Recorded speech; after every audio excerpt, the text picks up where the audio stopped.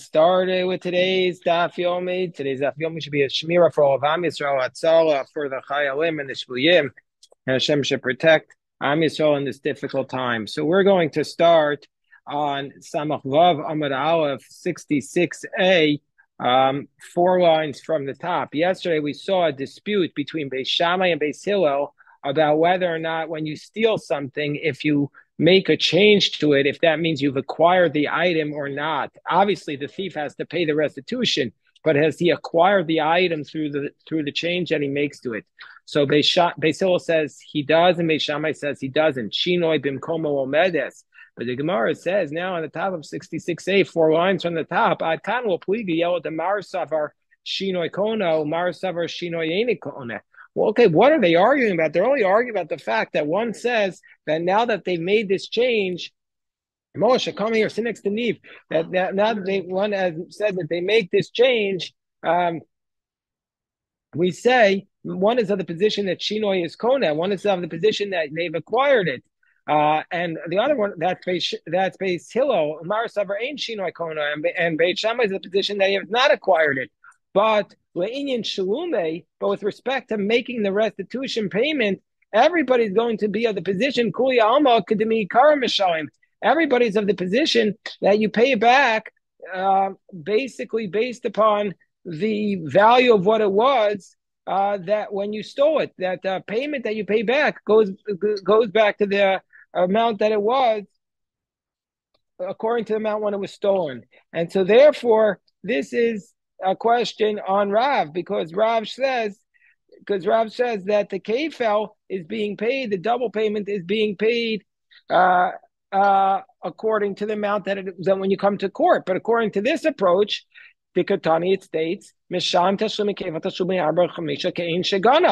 so they say that you pay the rest, the secondary payment, the 4 or 5 times the amount on the base. We need to get you a Gemara, Greg. You don't have a Gemara?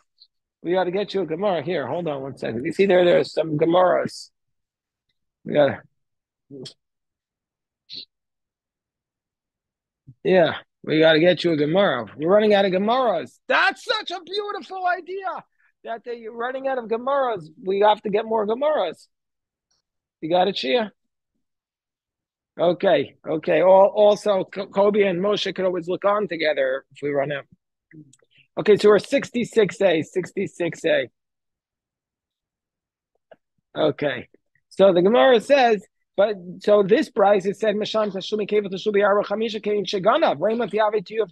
is therefore this source a contradiction to Rav, because Rav is of the position that the first payment, the actual payment, the restitution of what you took is paid upon the basis of what it was worth when you stole it. But the punitive damages, the secondary payment, or the 4 or 5 times the amount, that's paid on the basis of what it's worth when you come to court. But according to this price, so that secondary payment is also paid on the basis of what the value was at the moment you stole it. So is this a contradiction to Rav? So the Gemara says, so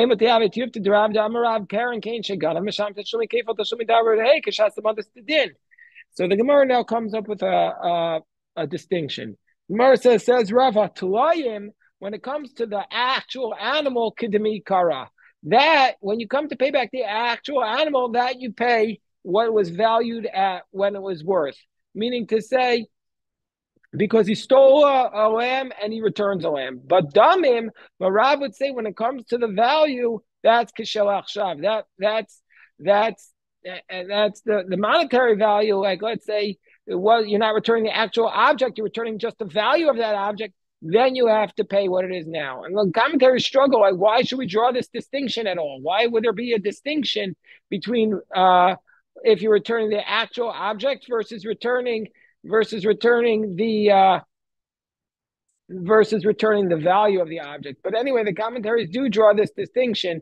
Good morning, Josh. Good morning, Josh. The commentaries do draw this distinction. Here, give Josh, show Jeff, please show Josh the place. Okay, so the Gemara says, Amar Rabba comes along and teaches us the following.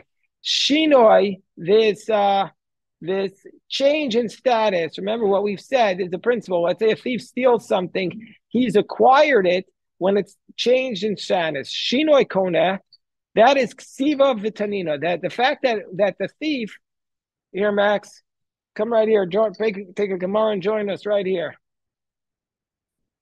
All right, beautiful. Take the Gemara, Max. So Shinoi Kona, this idea that the thief has acquired it, this is both Ksiva, it's written in the verse, Vitanina, and it's said in the Brisa. Ksiva, it's written in the verse because it says, Veheshiv as HaGazela Asher Gazal. It says in the verse that you have to return the theft that you stole. Matamoma Asher Gazal. What does it mean that you stole? Im kein shegazal yachzir, that if it is exactly like you stole it, you will return it. V'imlav damen ba'alma. So what this means is, Moshe, Kobe, I want you to understand this concept. It's a very difficult concept. It took me a long time to really appreciate it. But basically what it's saying is that if a thief steals something, the thief, when he changes the object that he steals, he's acquired it. So now he doesn't have to return the actual object. He just has to return the value of the object. Let's say you steal let's say Reuven steals a car and he puts in a new engine in the car. Does he now have to return the actual car with the new engine? No. He just has to return the value of what the car was when he stole it, and the car with the new engine, he gets to keep.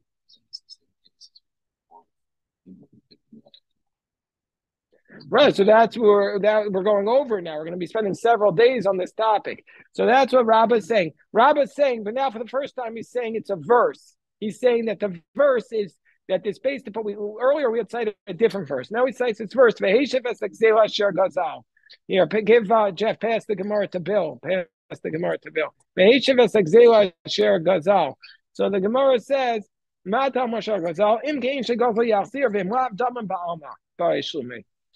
and how do we know that this is a brisa? The brisa says, "Hagozaleitzim." Let's say somebody steals wood, va'asan kalim, and he turns this wood into a chair. Let's say you steal a piece of wood and you turn it into a chair. Tzemer, you steal some wool, va'asan begadim, and you turn some clothing. Mishalim kishas agzela. Then you pay. You don't pay back. You don't return the chair. You don't give back the chair, but you pay the value of what it was at the moment you stole it. Or inami, or alternatively, let's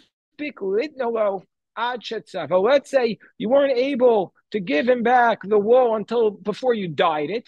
Potter, you don't have to give him back the actual wool. You just give him the value. Alma shinoi kona. So we see from here this fundamental concept that when the thief changes the item, he's acquired it. The thief changes the item, he's acquired it.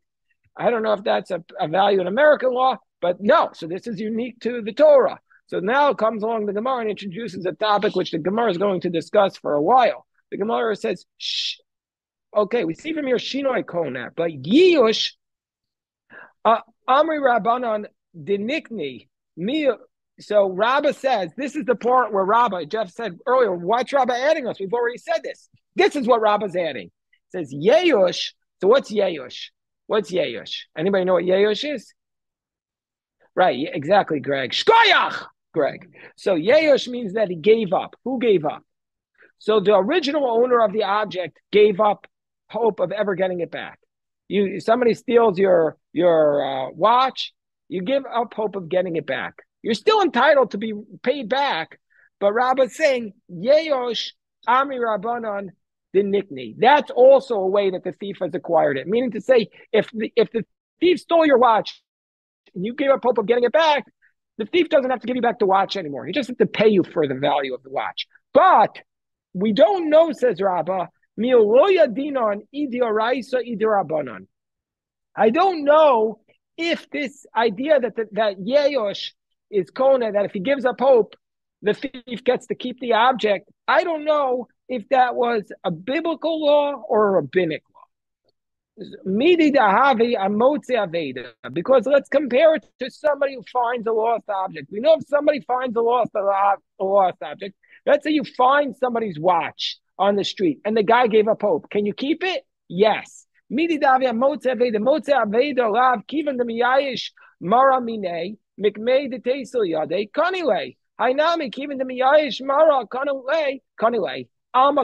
do we compare this item that somebody stole to a lost object, that once the person who lost the object gave up hope, then the other person, if he finds it, finder's keeper. Oh, Dilma, or do we say, well, Damil Aveda? Do we say it's not at all similar to a lost object? Aveda, who the Kiyasi Liyade, Betera Asiliade, Avahai, Kivan to be Surah Asiliade, Midrabanan, who the Amar Rabbanan nickname it Netakanas Hashavim. So we say, no, this idea is totally different than finding a lost object, because finding a lost object, the person who found it, he didn't do anything wrong. He found the lost object. He got it in a permitted state. And so therefore, for this reason, we say he gets to keep it. And therefore, what's the reason why we say that Yeush is Kona by a thief? It's only because, not that the Torah tells us this, but the rabbis instituted it. Why did the rabbis institute it? Because of this concept called Moshe Takonot HaShavim. What's Takonot HaShavim? Takonot HaShavim is the rabbis want to enable the person who stole to have a path to return, Lincoln. We need to give him a path back. And what's the path back? By saying you don't have to return the actual object, which would make it really hard. Let's say he put in a new engine in his car. Now this car, he's so proud of it. If we're going to make him return the actual car, he's going to fight like crazy not to repent. But if we say he just has to give back the money, it'll be easier. So therefore, what's the question? So is it biblical or rabbinic? And if it's biblical, we compare it to somebody who finds a lost object, where Yeush is Koneh. Or do we compare it to rabbinic law, and it's the rabbis made this institution because of what's the concept called Takonos HaShavim.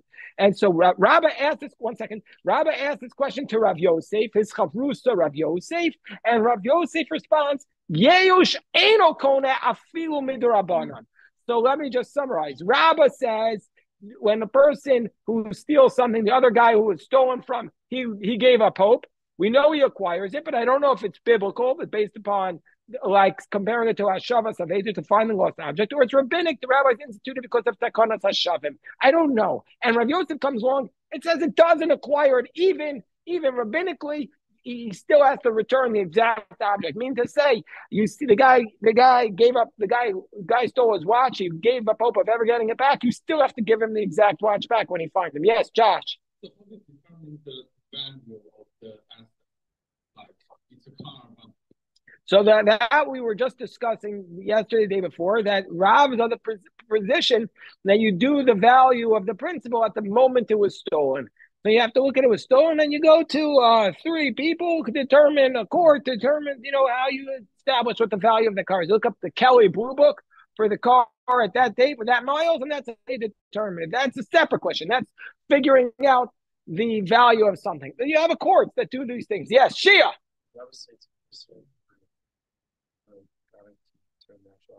Would he say it's prohibited to return the actual? No, of course he can. He can return the actual object, but the problem could also become, let's say the value goes down. So if the value goes down, then he's returning to him less than he took. So that's a different story. But now the Gemara says, so Eisvei Rav Yosef. Rav Yosef says, Yeush does not connect. So Rav Yosef challenges Rabbah. He says, let's say, Gazal Chametz. Let's say you steal Chametz. Let's say Reuven steals a pound of bread. He steals a pound of bread from Shimon. And now, becomes Pesach. Once you have that chametz owned by a Jew on Pesach, the chametz becomes worthless. And now he wants to return it to him. We say to him, Omer lo. And now the thief, the guy who was robbed, says, Harei shachal lefanecha. He says, I'm just giving you back the bread. Here's your bread. And so therefore, I don't have to pay you any money. I'm giving you back your bread. So that's it. I don't owe you anything. But that's similar to what Shia's question is. V'hai, and so now Rav Yosef challenges his question.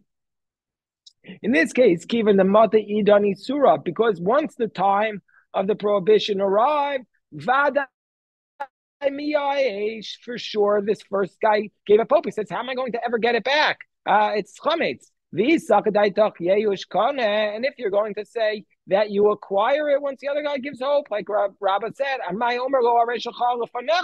why can he say this idea? This is your chametz back. The other guy says, I don't have a chametz anymore. You have the chametz. You should have to pay him the actual money. So Rabba responds, Rav Yosef, Ki kamina ana zemit ya'ish v'zero tzelik knows. When I say my principle, when I say that the robber acquires it when the owner gave up hope, that's only when the person was robbed mityayesh, and the robber wrote seleknos, and the robber would actually want to acquire it. But in this case of chametz, zemi mityayesh v'zeino wrote seleknos. The robber here doesn't want that chametz because that chametz is worthless also. And so therefore, even though he really would want it because it's to his advantage to not have to pay him back, but since nobody wants it there, you can't make that claim. So now, again, Rabbah says that for sure Yush is Koneh. I just don't know if it's biblical or rabbinic. So Esvei Abaye le Rabbah. So Abaye, who was a student of Rabbah, he was actually raised by Rabbah. He was an orphan. So Abaye challenges Rabbah. He says the following. It says in the verse, Karbano. It says, Adam ki akriv Karbano, Imala Karbano. It says at the beginning of Parashas Vayikra. If your person brings his sacrifice, means to say, Karbano, the lo agazul, that you could bring a sacrificial offering, but you can't bring a sacrifice that was stolen. A stolen sacrifice is not a good sacrifice. It's not acceptable to God. So, but how can we ever have a person bringing a stolen sacrifice? How is that even possible? If you want to say that it was before the person from whom this, let's say, this sheep was robbed from before he gave a pope, why do we need a verse to say it's no good? Pshita, of course, of course you can't bring it. It doesn't belong to you. Meaning to say, if Reuben steals Shimon's sheep and Shimon still thinks he owns it, Reuben can't sanctify it to the temple. It's Shimon's. You can't sanctify something that's not yours. So therefore, of course, if it's before I gave a pope. So what must we be talking about? It must be that Shimon gave a pope of ever getting back his sheep. Well, if that's the case, we see from here that even though he gave a pope, we still say you can't bring it because it's considered stolen. Because if you say giving a pope is the other person acquires it, well, then why can't he bring it? It's his sheep now. So don't we see from here is a question on Rabbah, Shmamina Yehush lo Kane. We see from here that Yehush does not acquire it. So Rabbah says, no, this is bad logic. Amalei Rabbah, Otameh Chaditanya. This is a law from the law of a Zav. A Zav is a man who has a mission from his body. The fact that it says in the Brisa, Mishkavo below Gazul, it says in the Brisa that if a person who is a Zav, he lies on a bed, he makes it tamei, but that's only if it was not stolen. Now, how could it ever be a stolen bed? If you say he stole a wool, made into a couch, is there anybody who says that by turning a wool into a couch, he hasn't acquired it? What must we say? The Gazal Mishkav de Chavre. What must we say? That what he's done is he stole. What's the scenario that we're talking about here? That this person stole the Mishkav de Chavre. He stole his friend's sheep and laid down on it. And the pasuk is telling us that he still doesn't make it tummy. So therefore, what we must be talking about here, this is the case where Rabbah would say, where does the Torah tell us that somebody's sacrifice is no good if it's stolen? The Gazal Karban the Chavre. You didn't steal your friend's regular sheep. You stole his holy sheep. You stole a sheep that your friend had already consecrated to the temple, and then you're going to bring this sheep that had been consecrated to the temple, and you want to bring it as your own. That we say is no good. So now another question.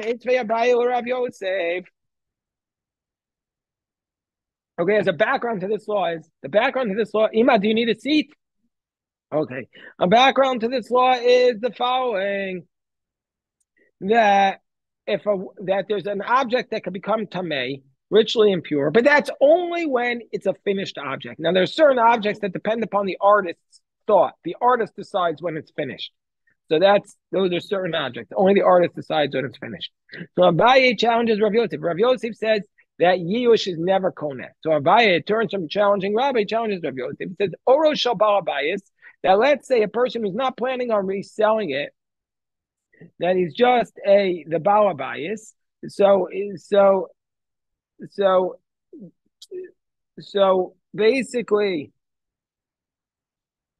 we have these skins of a person who's not going to sell it. Machshava mitamasan. At the moment where he says, "Okay, it's finished for me, I'm going to use it," then that object is able to become tamei. But shall avdan. But let's say these skins were in the tanner and the guy's looking to sell them. Ein machshava metamas. And then the craftsman, it's not enough for his thought process, because since he wants to sell them, it has to be a finished product like shoes or something.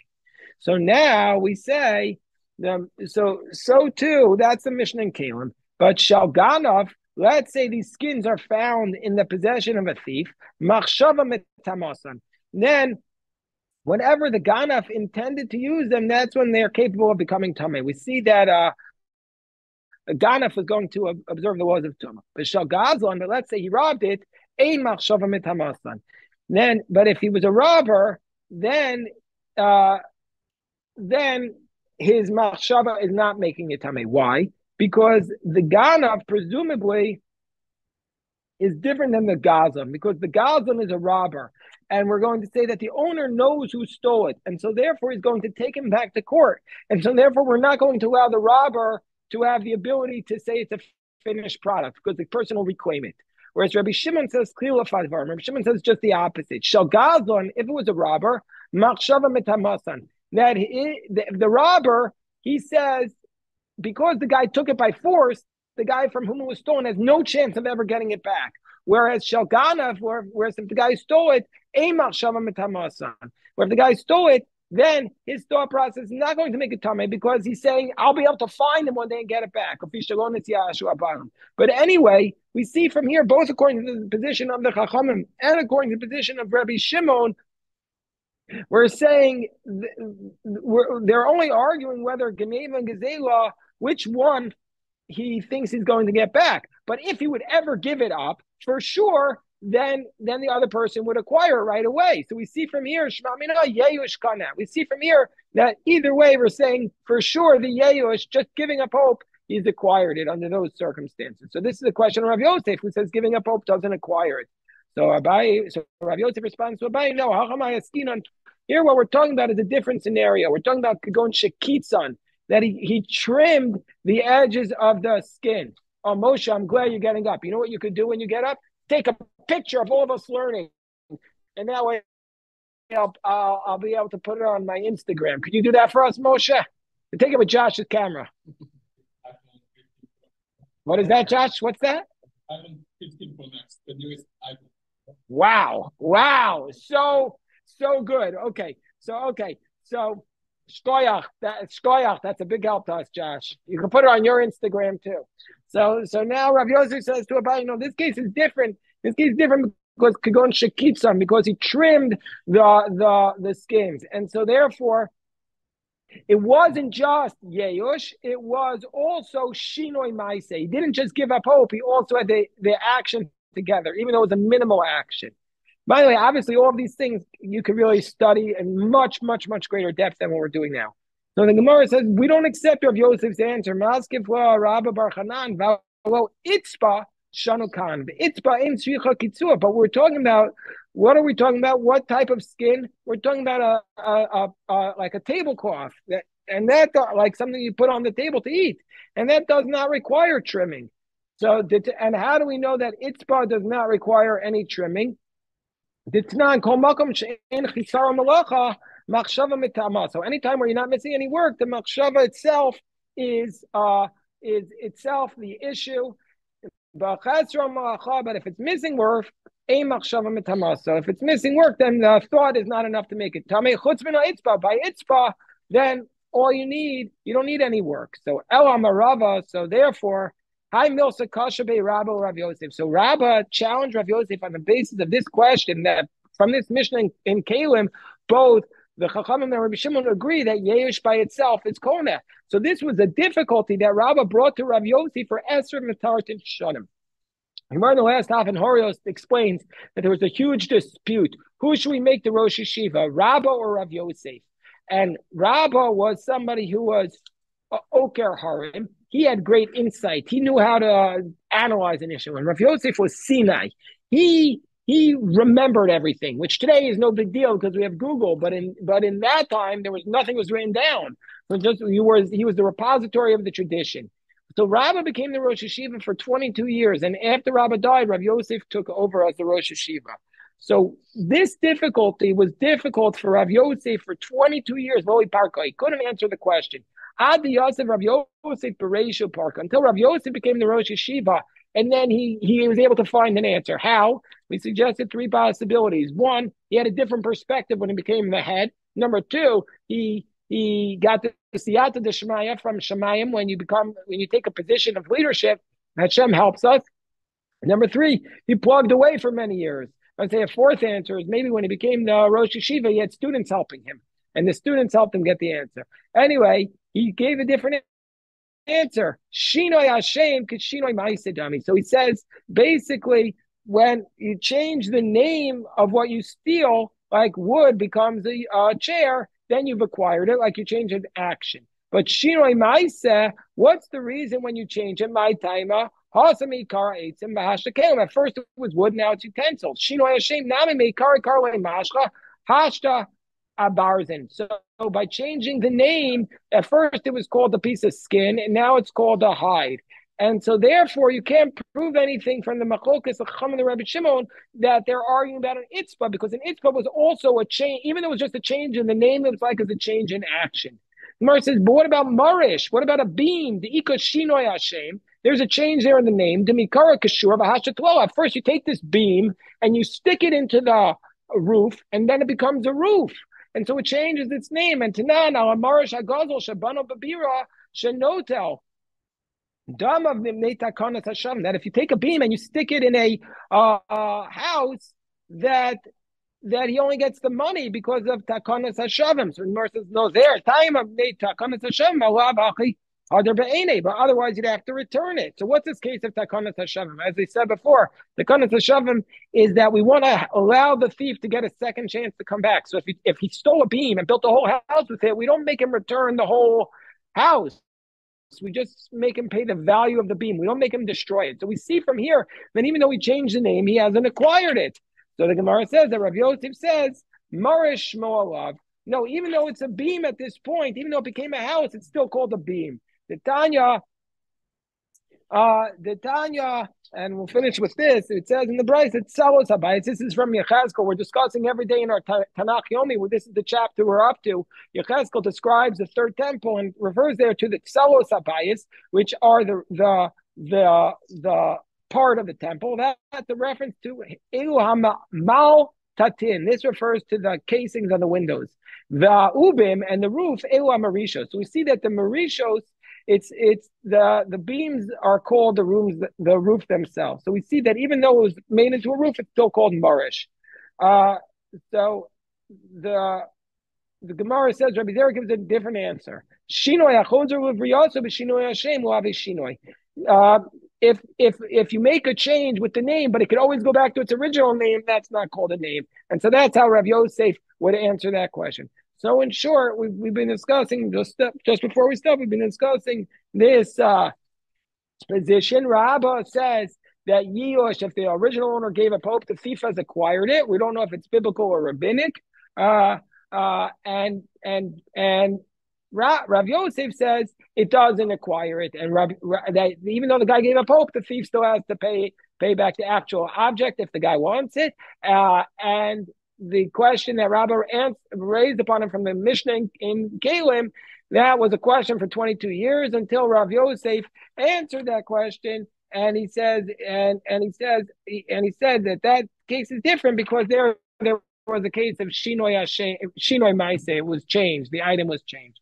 That's today's Daf Yomi. A big shkoyach to everybody on this powerful, powerful day. And I want to say a couple of things that we'll keep in touch as I travel to Eretz Yisrael.